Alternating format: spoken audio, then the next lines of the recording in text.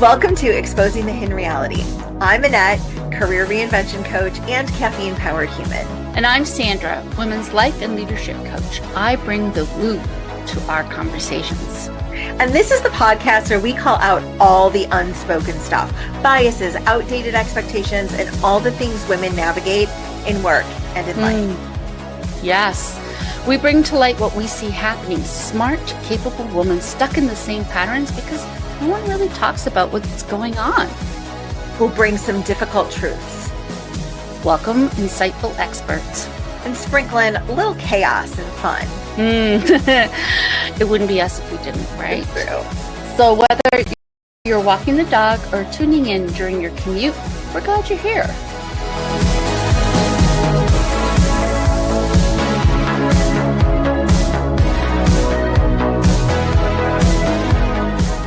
Let's do this. Let's do this. You want to do the let's do this together? Like 3, 2, 1, let's do this. All right, 3, 2, 1. Let's do this. Good morning. Thank you everybody for hanging in there. I know we were a few minutes late. We'll just say technical difficulties. How's that? And Perfect. we have, yeah, right? And hair difficulties. Oh my gosh, hair difficulties are a real thing for sure. We are joined this morning by a local Northeast Ohioer.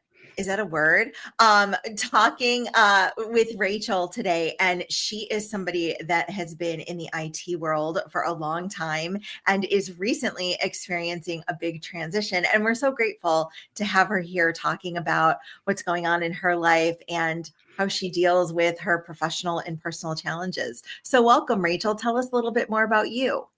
Guys. So I was an IT project manager for about 4 years. My background is higher education, so I was working hard for like many universities and just doing like all of these like beautiful projects, helping people to transition into new careers like technology and all these things. And I'm like, why can't I do that for myself? So I made, I put my big girl panties on and I made the leap into tech. And it was super rewarding for me to be able to see kind of like my hard work come to fruition and just kind of like, working on like $1 million projects and just helping these companies, just take over. But I had a baby. So Congratulations. Thank you. And so he's 18 months now, super toddler, and he was born premature. So I just was so like busy. I mean, constantly on the phone, you're up till 3 a.m. You can't turn the internet off during the day. Just doing all these projects and things at night. And I really needed to kind of pivot and focus on my family. And so I have to make a career change. I have to make, do something that's going to allow me a little bit more work-life balance. And so that's just where I am right now. So I'm excited to kind of like talk to you guys today about my journey, where I'm at, and just get your advice and pick your brains on what I can do next. I love that. Well, congratulations, new mommy. Mm-hmm. And do you mind sharing? Toddler sounds fun. Yeah. Do you mind sharing how premature he was? So he was born. So I went into the hospital at 28 weeks, and we ended up delivering at 31 weeks, like right at the end of 31 weeks. So I was in the hospital for 3 weeks. It was, and don't get my math, I'm not good at the maths. But it was essentially I was in the hospital for 3 weeks. And so I literally showed up to the hospital. My blood pressure was like off the charts, and they were like, yeah, you're not leaving. And so I ended up, my job fired me while I was in the hospital.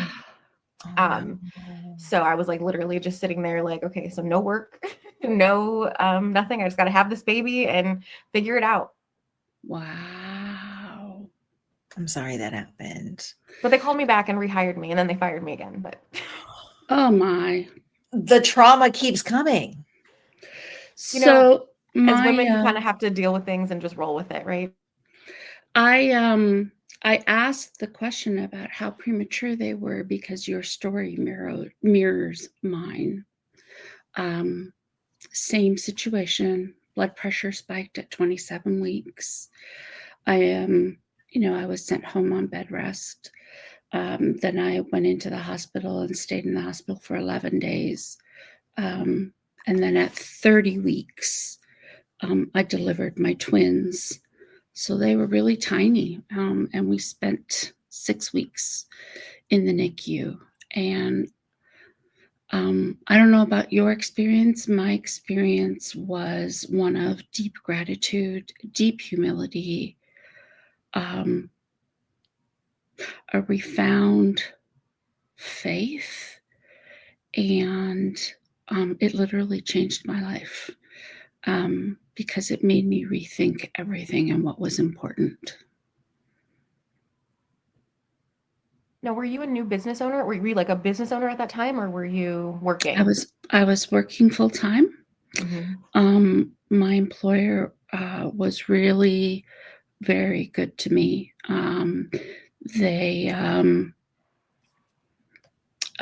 So by the time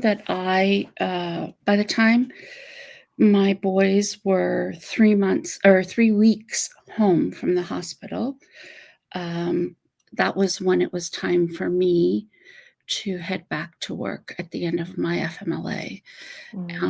So they weren't even 4 pounds yet. And I said, I can't do it. So I was able to negotiate with my employer extended leave. Of course, it meant I wasn't getting paid, but at least I got the time at home with them. And then my husband took over and he stayed home with them.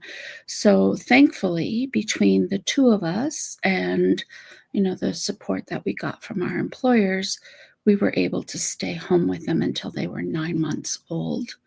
Oh, wow. Which was Beautiful. huge for us. Yeah. Of course, they're 19 years old now, right? So life looks very different right now, but I think I'm a different mother because of the experience I had of them being premature. Yeah. There's nothing like seeing your baby that you prayed for to, have all these tubes in them, and just be sitting there. I remember like in the NICU, the NICU itself is traumatizing. To have to sit there and, see the babies next to you crying. There's no mom for them. It's just, it was, I can't even think about it, to be honest. I'm like, I've literally like buried it down. We've moved on. So it's, this lady reached out to me because I put all our preemie clothes on Facebook Marketplace, right? I had like a ton of, thankfully my family had given me a ton of clothes. And this was like months ago that I did this. And she reached out to me recently and was like, I forgot that I even had it up. And I just like told her, I said, hey, I don't have these clothes anymore, but I'm praying for you. I said, I hear you. This is not something that I would wish on my worst enemy. No, it really is traumatizing in so many ways. And one of the reasons I say I'm so incredibly grateful is because I think that, I know in my case, you have this sense of you have control. And then you have this experience where you realize you have absolutely zero control and you never had control. And you learn to not only have faith in the people around you, but faith that I don't know how to describe it other than to say that I can weather whatever comes.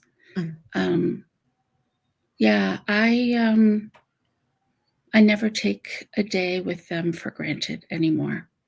I don't know that I ever did, but it's like I'm so incredibly lucky and so incredibly grateful for the incredible care that we got. That they're perfectly normal. I say to Annette sometimes, they're driving me crazy, just like normal teenagers, and I'm so grateful for that.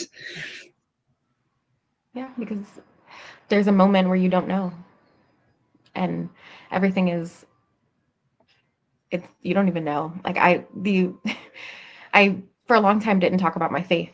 Because I was like scared that people would judge me because I'm very strong in the Bible, with God. And so there's no prayers like those prayers every night. I mean, just over him. Like, I didn't care if the nurses said anything. Like, before we walked out, we left. We're like, it's fine. No, this is the only time your baby's going to be able to be watched by nurses. I'm like, he's watched by God. Like, I'm so grateful to the nurses though, but it's so hard. It was like the hardest thing in the world to leave him there every day. Yes. And one of the things that I think is relevant to the conversation we're having right now is that as a woman, right, how do you go through an experience like that? As you're going through an experience like that, and put those feelings and emotions on hold so that you can go to work. You can't. We have to bring all of ourselves into the office, and that means that we bring our to our jobs, wherever our jobs happen to be. And that means, and it's not just for women, it's men too. I mean, they struggle with this as well, right? But there's this sense that somehow we're supposed to be able to leave all of that at the door. And the reality is we can never do that, right? We are wholly who we are. And I don't mean HOLY, I mean WHOLL. In both ways, right? Yeah. Yeah. Yeah. I mean, we have to be authentic. We have to be true. And sometimes that means we need to cry. Yeah. I come from nothing. I really do. Even now as an adult, I don't have anybody to lean on. Oh, I have my husband. But I didn't have a choice but to go back to work. Yeah. So you do it. You just, I don't even know how I did it, to be honest. Like, even thinking about it, I couldn't even explain to you in words how I was able to walk out of that door. But I knew he was home with my husband. I was lucky. My husband works from home. So it's not like I had a sitter or I had somebody here. Like, he was here every day with him. Like, I could call and see him, on FaceTime, check in on him. I was breastfeeding. So I did exclusive pumping. So because he was in the NICU, we had a hard time getting him to latch. And so I would literally be in the office pumping like every 4 hours. Like, I had to pump, because if not, your milk will dry up because you don't have that like connection from the baby doing it. So it was literally like a second job doing that. And I did it because he's so little, and I wanted to make sure that he had everything that he needed. And I'm very blessed that I was, my husband was here and I was able to do that. And that we had the means to be able to do that, because not every mom has access to do that. Pumps are expensive. We had insurance that covered it. It was no joke. Like, it was like even now, like him being a toddler, it's like we're in the trenches. Like, yes. Like how do we get out of this? Which is why I'm taking a little bit more time to just kind of like focus on him, because, like, we've got to get him sleeping in his own bed. We've got to get him, just like on track with eating. Because, when you have premature kids, they're smaller. So he's only 19 pounds. And he's like the size of a 9-month-old, but he's walking and touching everything and doing everything. And he's, there's a little bit of catching up that we have to do. But stories like yours, Sandra, are beautiful to hear that, there's light at the end of this, even though there's light now, but it's like, it's coming, like he's going to get there. He's strong. Yes. They're resilient. Oh my gosh. It's incredible to me. As much as I really fought the whole, I don't want to send them to daycare, I think that, I think my experience was that they pushed themselves to do things that they probably wouldn't have done had they been home, not because they got pushed, but because they saw all the other kids doing it, right? And it's like, hey, I'm going to do that too. No one told me I can't. Whereas if I'd been at home with them, I probably would have said, And I would have been like, had a little rubber dinghy around them to make sure that, nothing happened. Yeah. And so I think that kids, I love how,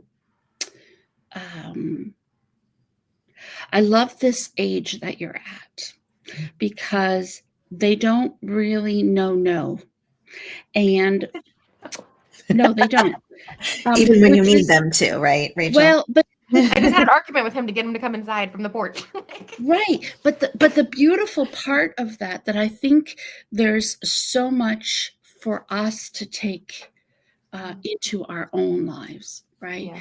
Is that how many times do we stop ourselves from doing something because we're afraid, because it's not the right thing to do, because somebody steps up and says, oh, you're not supposed to be doing that, versus at this age your boy is at, it's like, hey, that looks great. Let me put my finger in the wall socket, right? I wonder what will happen, right? But I think that one of the things that we learn as we get older is how to hold ourselves back from just checking things out, approaching the world from a fearless perspective. I love that kids can teach us that. Absolutely. It's funny you say that, because even now with the transition of like, okay, so IT wasn't it, like it's too, like this just right now, it's not for me. Yeah. What is next for me? So I've been looking at all of these different careers.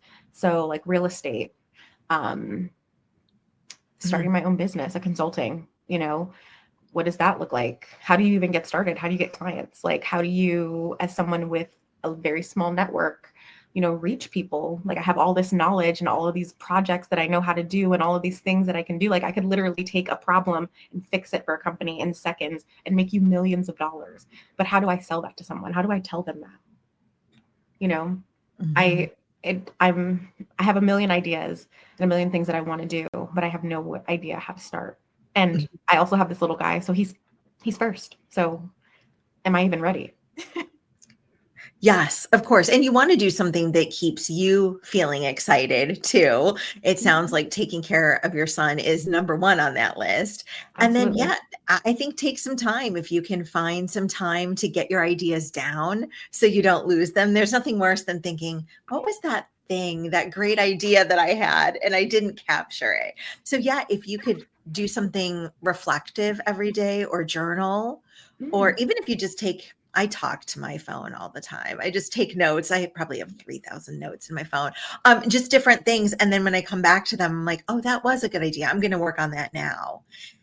And that way you are still being creative and probably fulfilling that part of yourself that loves that piece of your work. But if you're not ready to execute, if you're not ready to do the research, if you're not ready to do the market research, you don't have to do that quite yet. And I think like with this new age of like AI that's coming in, I feel like correct me if I'm wrong, but a lot of people may be a little bit hesitant to kind of like dive into it. I've kind of like done the opposite and really dove in head first. Like, I can make AI videos, prompts, generations, all kind of things. And I'm like, how do I teach people how to do this so that they're not scared, so that they know how to use it? That's beneficial to them. And also, how do you protect people from some of the privacy concerns that come along with AI? These are great questions. Yeah. What are your high level thoughts on these questions? I mean, that's part of, like you said, the research and reflecting, and just having those conversations with people and businesses. I think the biggest thing that I'm struggling with is I think in order to have those conversations and do that research, I have to leave the house. Not necessarily. Zoom can be your friend. And go, like, I have to go do networking and like, get out and do stuff. And I'm just, leaving after all of the traumatic work experiences that I've had and everything going on. I'm just kind of like at this place where like, I just want to be, like you said, not fear, but just safe. in my little house. I love that. And figure Have out. you thought of like a beta project? Maybe taking a friend or a colleague or even a family member and using whatever their problem is as a test, documenting it, getting a business case documented, and that way you'd have something to show someone later. That's actually a really good idea. To start with like someone's business and helping them do that. Yeah. And then you Um, have a tangible something to demonstrate, like, I did this. I helped protect them from this privacy concern, or I helped them get their video content up and running because they were using AI to do it. yeah, no, that's beautiful. How did you guys get started in your businesses?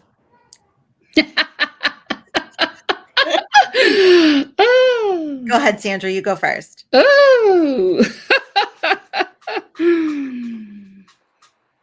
um, so I got to a point in my life where I was in IT, and I got to a point in my life where I was really exhausted and burnt out.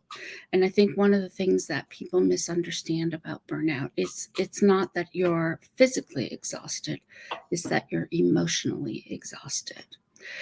And I got to a point where the difference between being stressed and being burnt out is that when you're stressed, you're like anxious.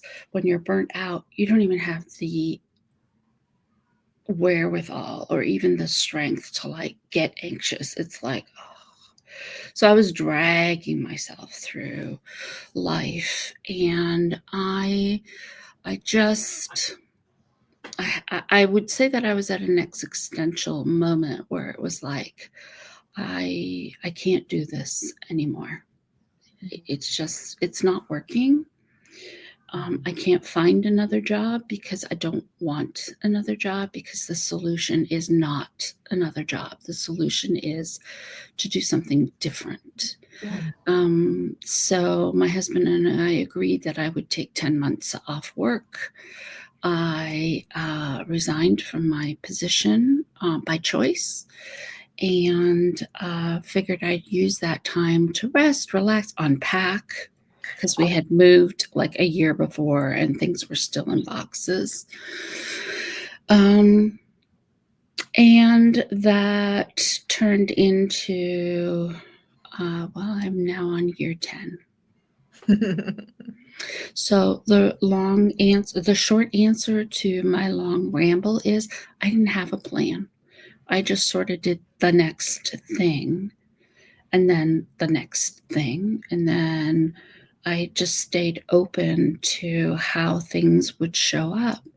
And I did what I thought would move me in a direction of healing. And here I am, bringing the woo to this conversation. I love it. And Rachel, I had been in corporate America for a long time, always in like customer facing frontline roles. I had customer service teams, I had learning and development teams that I had built. And it was my boss's toxic boss that had me saying, I'm going to walk away without a plan. Like Sandra, I had no plan. I was in school. I was finishing my MBA. So I knew that if I resigned during the summer, that I could finish my MBA in the fall without any problems, without any constraints on my time. Mm-hmm. And so that was my, if you call it a plan, that was my short-term plan. And, I'll figure it out after. Right, exactly. And then I did some consulting for people that I knew from my previous job. And I worked on that for a little bit. And then it was my husband that said, you should write resumes for people. And I said, you are so silly. Nobody pays to have their resume written. I had no idea that there was this whole industry of career coaching, resume writing. But it fit really well because what I was really missing from my work life was the mentorship management piece. So when I'd work with new hires or I'd work with team members and help them prepare for their next interview, that's the piece that I was feeling like was leaving a hole because it wasn't filled. So then when I found that there was this other side to life. There was consulting and coaching. I'm like, oh, I could probably do that. And like Sandra, I did it until I found out what I liked about it and where I was. And I probably changed my mind 300,000 times in between now and then. But I also left corporate America 10 years ago, but I opened my business full time right before the pandemic, because that was a great idea. But, we didn't know. So yeah, how could you have known? I wish we had a crystal ball or something, or like a sign, like tell That us was, yeah. what happened next. But I always say that the pandemic actually opened opportunities, though, yes. in a weird way of like being able to reach people on different levels became so much easier. And I think we became more open to that. Mm-hmm. And I also, back to this original conversation we're having, was it the lack of fear? Kind of like your toddler that like is fast and scooting around and walking around, touching things he shouldn't. But was it lack of fear because we didn't have anything else to lose? Like, right, we were all confined to our homes. Nothing was happening. We were watching the world go by. We were unsure of what the next thing would be that would affect us. So we just went for it. And can we harness that type of energy for ourselves every day, every moment, and say, like, what's the best thing that could happen from this? And then explore it to figure it out. Yeah. Yeah. It's quite a thought. Absolutely. And so what do you think you'll explore next? And how can we support you? Like, what can we do? What can our audience and listeners do to support you? I think these conversations are super important. Just talking about, just hearing from other people, their journeys and what they're doing. I mean, we met, I think, through the networking, the virtual networking event. We just kind of like talked and we're like, okay, yeah, let's do the podcast. Let's talk and have a conversation. I mean, it's these kind of conversations that for me helped me to build the foundation. Like, okay, they did it. It's doable. It's something that, I just have to get up and do. And I'm really scared. I'm not going to lie, because like I said, I don't have any fallback. Like I don't have anyone to help me, but I have myself. And honestly, strangers sometimes are the main people who are more willing to help you than anybody that you know. Amen. Mm-hmm. Yes. It's amazing. And I think one of the things that you're talking about, Rachel, is so important to point out. We are not taught how to be entrepreneurs unless we're surrounded by entrepreneurs. Right. Yes. You have to change your group. Well, it's so true. But, some of us grew up in families where our parents were entrepreneurs. They had their own businesses. And so we got a set of skills. For those of us who weren't raised that way, right? We go to school, we're not really taught how to be an entrepreneur. You're taught how to leave school and apply for a job. Mm-hmm. And how to follow a system. And so the real question is, where do you go to learn some of those things, right? And yes, finding a network of like-minded individuals is so important. And oftentimes we'll find a group and we'll think, oh, this is the group for me. And then we'll find, oh, maybe not. Maybe I've outgrown them, or maybe they are not pushing me enough. Maybe we don't mesh in some way.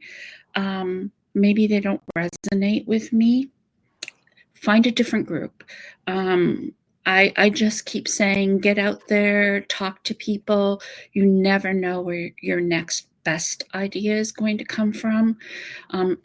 I laugh sometimes at who's in my life today, how I met them, right? Annette and I met the same way you met us. We were on a virtual call together, and I said, oh, I like her, right? Yes. Next thing you know, right, we're in the same networking group. And then, hey, Annette, you want to come have a live conversation with me? Okay. Now she can't get rid of me. Yeah, she didn't mean just once. Rachel. She meant like every week. And here we are, like Yeah. nearly 2.5 years later. So, I love that. I need to find my Annette. Like, Yes. where are you? Yes. And anybody that's speaking Rachel, we can get you in touch with her. If you need a Okay. Rachel in your life, just let us know. yes. I think I see podcasting has been something that I've been first off, I dove into podcasting early on. Like when Crime Junkies was like the newest, I was like that listener. So I've been listening to podcasts for many, many years because I had a really long, when I lived in Tampa, I had a really long commute. And so I'm not really I like music, but it's not like my favorite. I love a good banter, if you will, or good storytelling. Yeah. And so this I'm like, the more I listen to it and the more people have gotten into it, and so much the industry has grown so much, I'm like, I could totally do this and just kind of like sit around and tell people how I feel and what I'm talking about. I love these kind of conversations, but also kind of entertainment. I'm super into housewives, crime. I could talk about anything that's super fun, shopping, take me to Sephora. We could do a whole episode just on that. So, I mean, it could go anywhere, and it's such a good way to, I think, to connect with people, because I really do feel like sometimes with podcasters, they're like your friends, like, and then there's the live show aspect too. There's other ways to make money. So you were asking earlier about how do I show people how to do some of this stuff. I would say record yourself and put it out there, Oh, yeah. right? TikTok is awesome for that, right? Yeah. Short videos. Hey, and if you want to find out more, here's how you find me.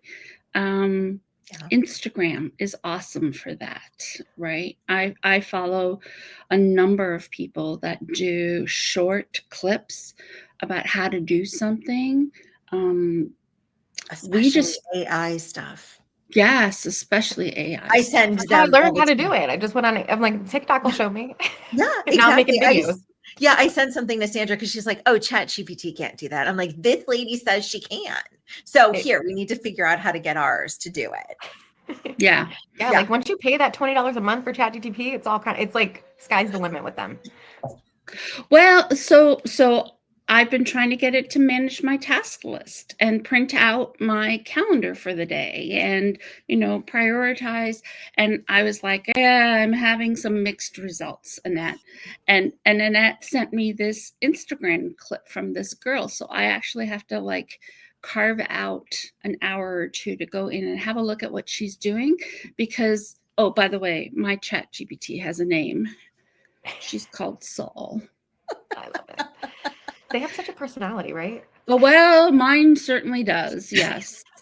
I can't imagine where she gets it from, Sandra. They do don't learn know. from you. They do learn Yes. from you. Yes. So it's definitely like a Sandra's mirror like kind of a thing. number one grade character. So I think that's exactly where she gets it from. But I love it. I think I want to start a podcast or like a Instagram just talking about other people's responses, because it's so like the things that it says back to you is just like, I can't even believe it sometimes. I'm like, what? my favorite was when I tell her she's wrong a little bit and she's like, I'm so sorry. You're right. Let's do it. And I'm like, oh my God, what am I doing? I'm talking to a computer. And they talk back and you're like, okay. Then I'm like, are we friends? We're not friends. What's going on here? You got to close it out. I love this.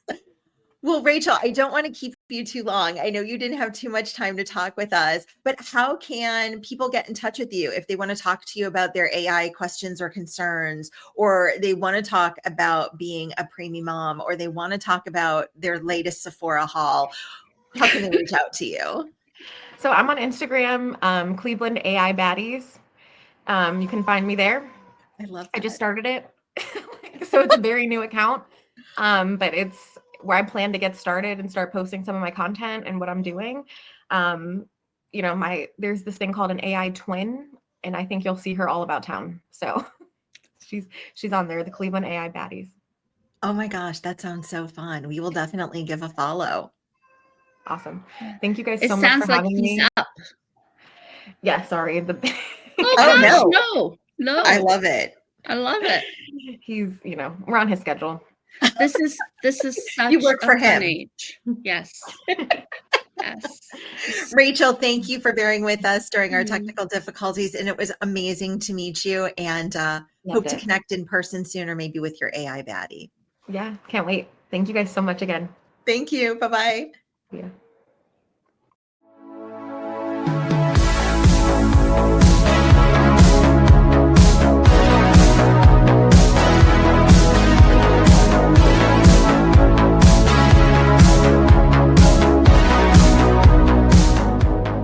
That's a wrap on this episode of Exposing the Hidden Reality. If something hit home or made you snort laugh, tell us. Seriously, we love hearing from you. Message us, tag us, or send us coffee. We love And coffee, hey, leave a review. It helps more women find us and boosts our egos. which are like fragile, like suspiciously fragile. True. All right, until next time, keep questioning, keep growing, and if all else fails, Blame the dog. see you next time. Wait, did we stop recording? No, we're still here. You have to push the red button. Red button. Cool. Just eternal podcast. Bye. Bye.